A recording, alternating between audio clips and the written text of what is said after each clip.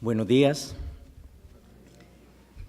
La reflexión que vamos a realizar en estos minutos tiene como protagonistas a cada uno de los maestros y maestras que estamos acá. De alguna manera, cada uno de nosotros podría decir cómo es la pedagogía en la escuela, porque tenemos cierta experiencia, cierta trayectoria. Comencemos entonces. Es bueno volver a casa para poder compartir con docentes, maestros, profesores sobre el desempeño profesional. La cita que nos convoca entonces es reflexionar sobre nuestro diario desempeño y al hacerlo, tratar de sacarle provecho a experiencias y anécdotas cotidianas bajo las perspectivas teóricas de lecturas, estudios, indagaciones y escritos. La tarea del maestro pasa por el asombro, la pregunta, la indagación, la consulta, la conversación, premisas necesarias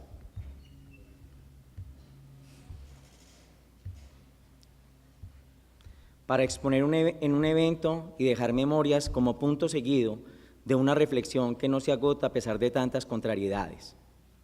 Somos Colombo hace referencia hace más de 20 años que connotaba que siempre seremos maestros colombo-francés, al reconocer un espacio de formación permanente en el campo profesional y también un referente cuando nos enfrentamos a la tarea de pretender enseñar, educar o formar a un grupo de estudiantes diferentes, familias exigentes, en espacios alternativos. Elementos necesarios para la lectura de situaciones que se pretenden exponer. La mirada se transforma y se amplía cuando de manera colectiva se buscan perspectivas inesperadas, horizontes de pensamiento. La reunión en torno a la academia y a la razón de ser del oficio pedagógico es una nueva lucha por creer en el magisterio para la construcción de ciudadanía. Se consideran distintos elementos recurrentes en las disertaciones pedagógicas. En ellas se aglutinan instituciones, identidades de formación pedagógica, las idealizaciones sobre el rol de los docentes, las demandas a la tarea escolar, las realidades asumidas y los aportes de diversas entidades para visibilizar situaciones opacadas intencionalmente por los organismos amigos de los productos, las estadísticas, que en última instancia dan cuenta de la pretensión formativa que se espera lograr a pesar de las contrariedades y contingencias. El tema que se presenta es el resultado de diálogos con maestros y maestras, donde se recogen trabajos previos, por ejemplo, con la profesora Gloria Beatriz Vergara sobre las quejas de los maestros, donde se debaten sobre las rutinas de la labor docente y la justificación que algunas veces tienen para la materialización de responsabilidades frente a la innumerable carga que se le asigna a la escuela y a los maestros. Con Nancy Janet Miranda se hizo la sistematización en 2005 de los pasos de la educación formal, donde se revisa las responsabilidades que se endilgan por niveles y grados con la intención de responsabilizar a los antecesores. La comunicación permanente, fluida, como aprendiz con la maestra Hildamar Rodríguez, ha permitido acercarme a sus elaboraciones académicas y reflexionar sobre la escuela y la pedagogía. Por supuesto, al estudiar la pedagogía en la escuela, es necesario revisar algunos textos para confrontarlos con las experiencias, pretensión que se realiza desde la visualización del trabajo en el diagrama de Gowin y el desarrollo del octágono de la educación, una modificación al hexágono de Javier de Subiría en el libro Modelos Pedagógicos, con el fundamento de la profesora Eloísa Vasco, cuando puso el saber pedagógico en manos del maestro y recogió desde su visión aspectos que hoy cobran vigencia. Para responder a esta visualización y a esta inquietud, ¿cuáles son los encuentros y los desencuentros de la pedagogía en la escuela? Empezaríamos en confrontación cada uno de nosotros. ¿Qué hacemos? ¿Qué podríamos hacer? ¿Qué nos piden que deberíamos hacer? Se recurre a identificar algunas concepciones como la pedagogía, la tarea de los maestros, y alrededor de estas concepciones se albergan unos conceptos orientadores de la labor formativa, de nuestro tecnolecto en relación con la educación, currículo, didácticas, evaluación, escuela, maestro, estudiante, desde esa perspectiva tejida a partir de los estilos pedagógicos de los docentes. En esta presentación gravitan de manera explícita o implícita autores ejes de la reflexión. Cada uno de nosotros ha leído algunas cosas que nos han dicho que son valiosas para construirnos en el sentido pedagógico. Las profesoras Olga Lucía Zuluaga y Eloísa Vasco, los estilos pedagógicos de María Mercedes Callejas, alrededor de la exposición comodín a la que convergen ideales formativos, la formación integral y los aprendizajes significativos. La indagación sobre la pedagogía en la escuela parte de supuestos, prejuicios y juicios de valor necesarios de rebatir en la discusión.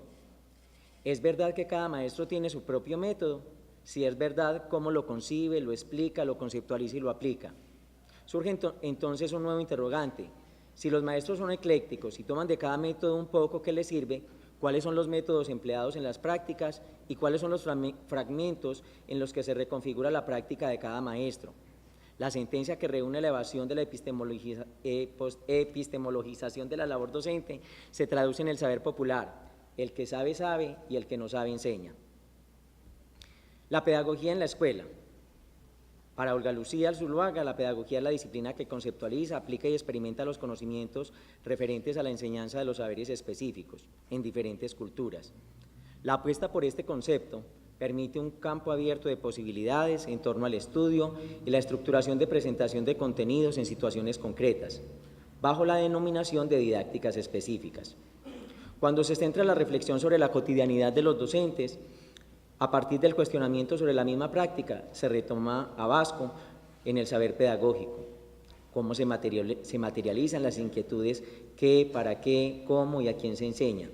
Lo que pretende explicar es que la tarea pedagógica es una complejidad de aspectos que se ciernen en la práctica. La consideración de los diferentes aspectos permite coherencia entre los proyectos educativos y las puestas en práctica de los maestros. Por lo menos, eso dicen los documentos. La posibilidad de estudiar historia, la epistemología y las posibilidades de hacer enseñable un saber son posturas para retomar la formación docente.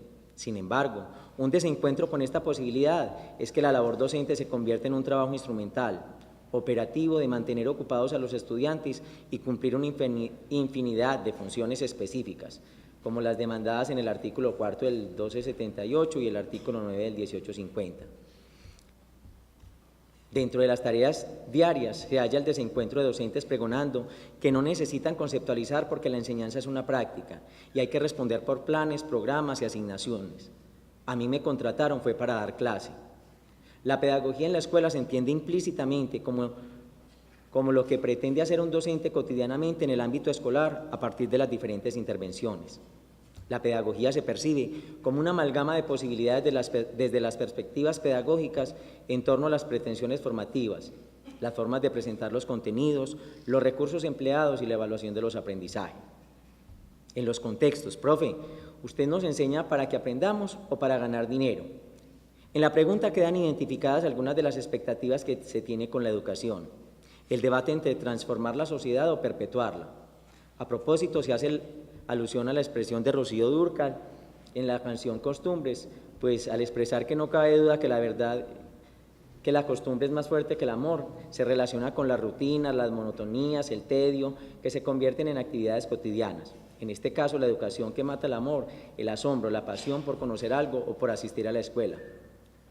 Hay que reconocer que muchas personas del auditorio no van a identificar estos referentes, pero que en algún momento pueden hacer parte de su historia.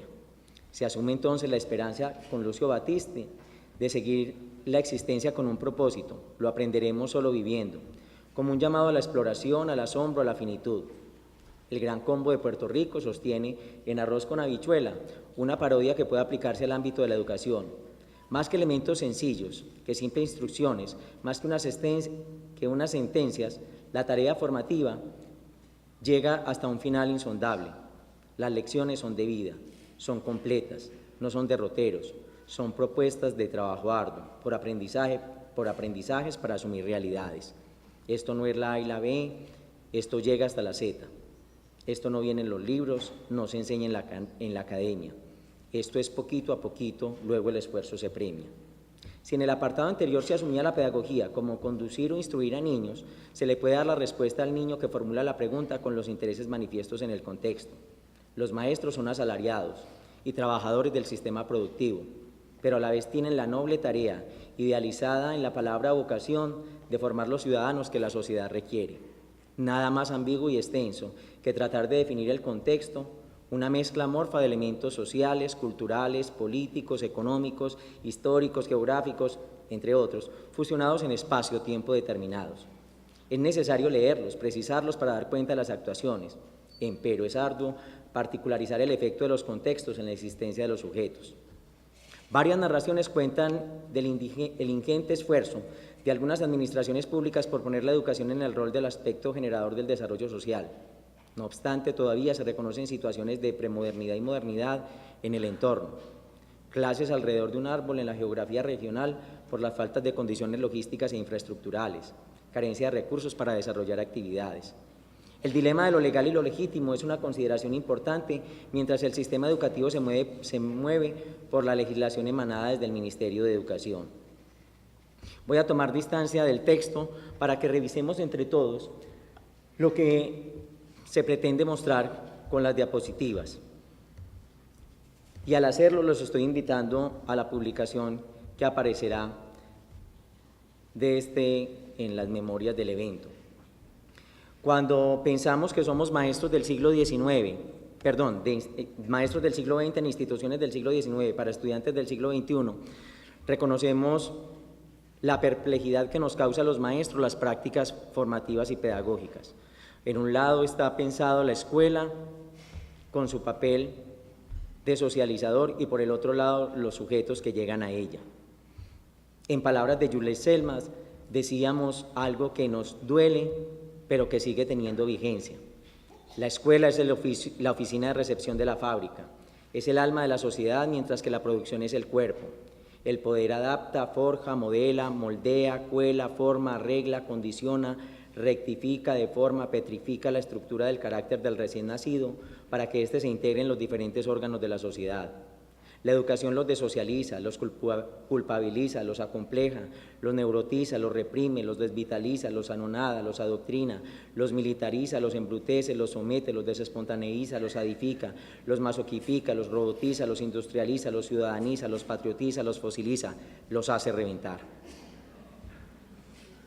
De esa manera, entonces, entendemos la cantidad de sujetos en sus configuraciones familiares, la cantidad de configuraciones que se tejen entre las inclusiones y las exclusiones. De eso dan cuenta las últimas discusiones de los medios masivos de comunicación, los abismos generacionales, maestros como yo absolutamente sordos para algunos tipos de música, como el reggaetón, y los muchachos con sus intereses, los muchachos valorando y cuestionando lo que es un buen maestro, un profe bien, que conversa, que hace clases entretenidas, que evalúa poco y que se interesa por nosotros, como lo dice Paula de 10 años.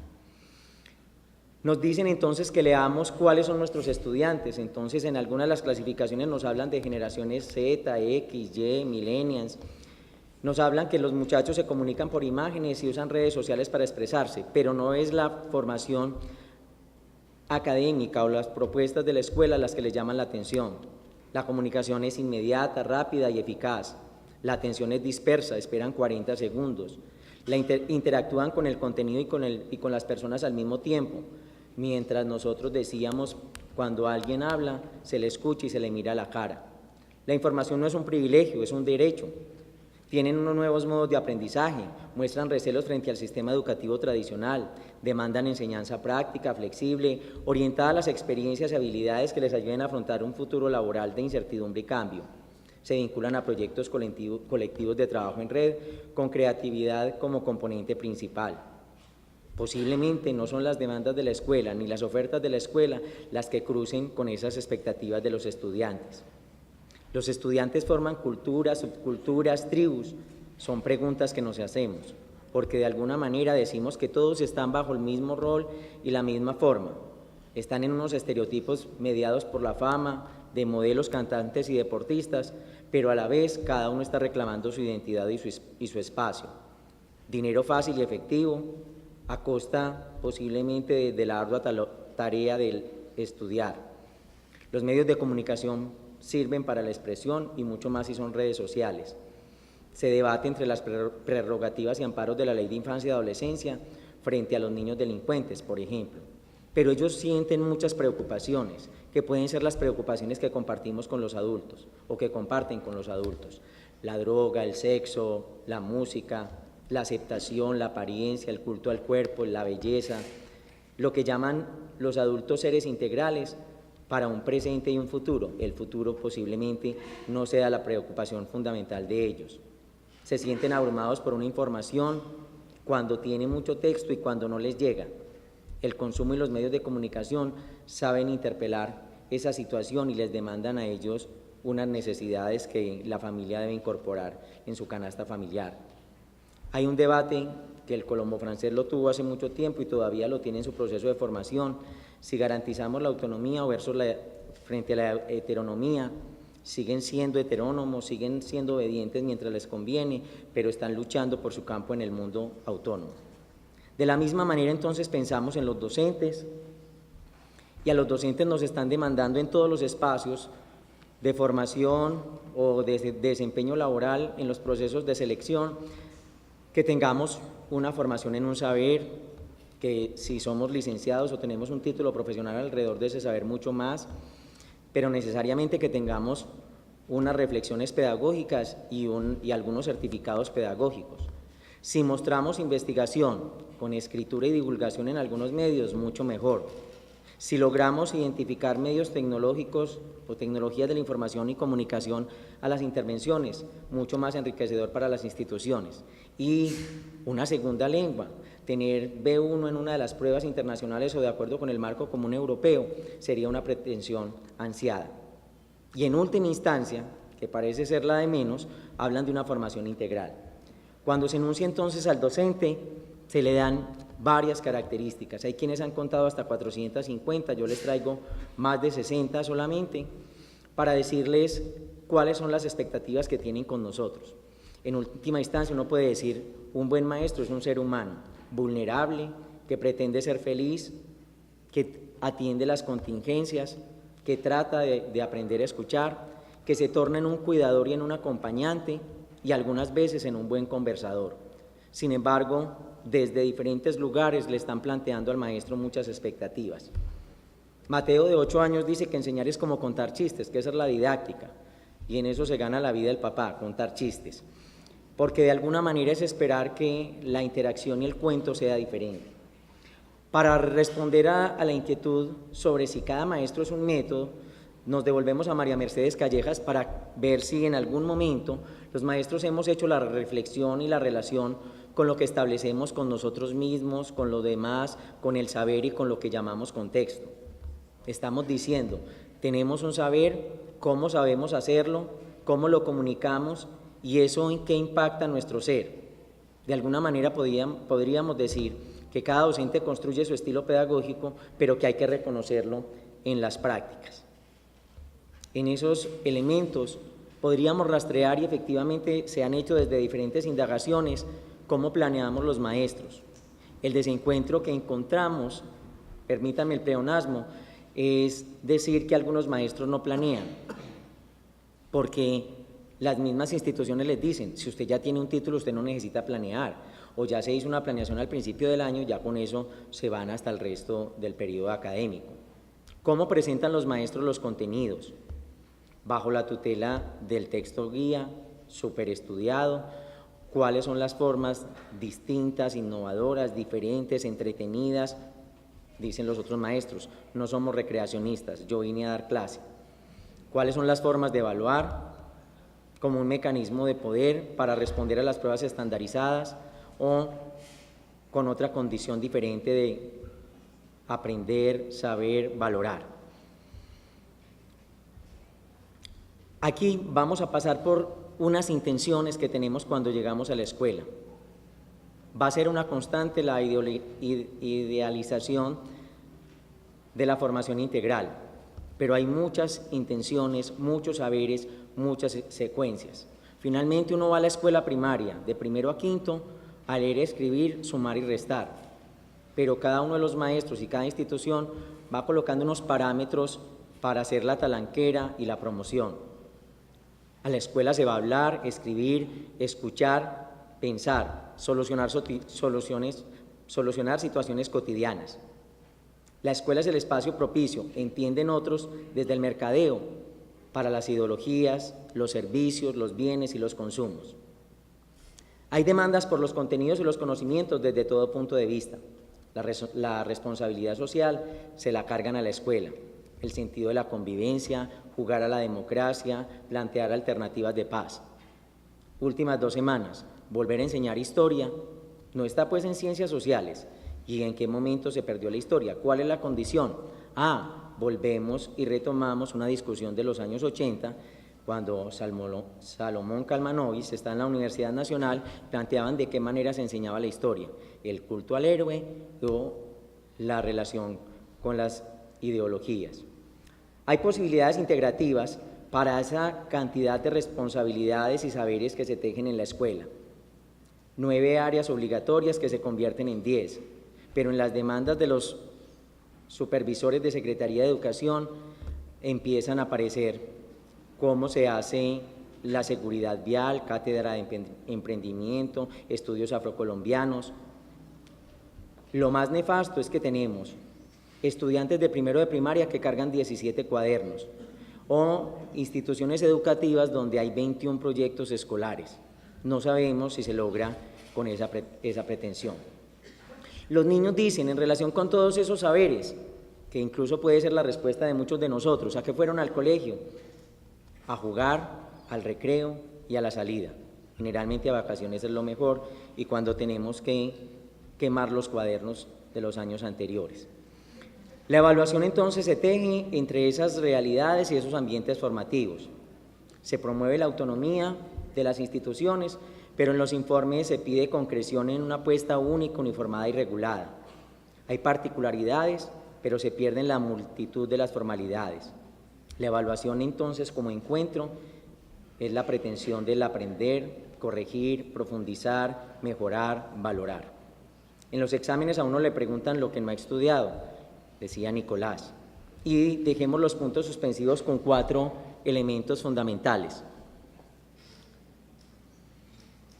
Nos preocupamos todos quienes estamos acá por la educación, por la escuela, los estudiantes, la razón de ser de quienes se sienten convocados, se piensan la pedagogía en la escuela, no una adjetivación que se le coloca a los titulares de prensa, pedagogía de la paz, por ejemplo. El estudio de la pedagogía retoma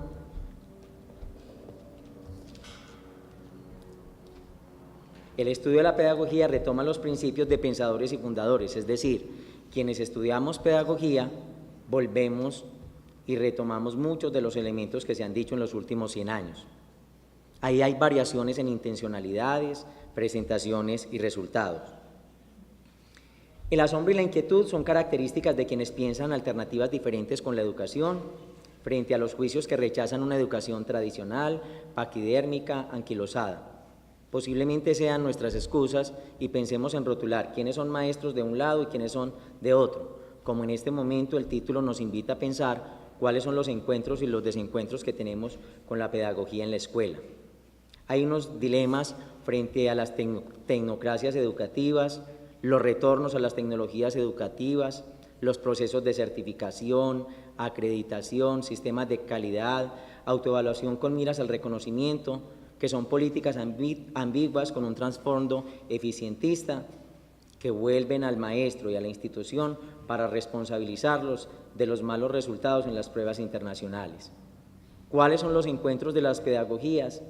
Las que tenemos nosotros, las que buscamos cada uno de nosotros en las lecturas, en las reflexiones y en las prácticas. ¿Cuáles son los desencuentros? Los que podrían hablar de las cosas que no están funcionando bien y algunas de ellas le podemos decir que surgen y se reflejan desde el ámbito gubernamental. Muchas gracias.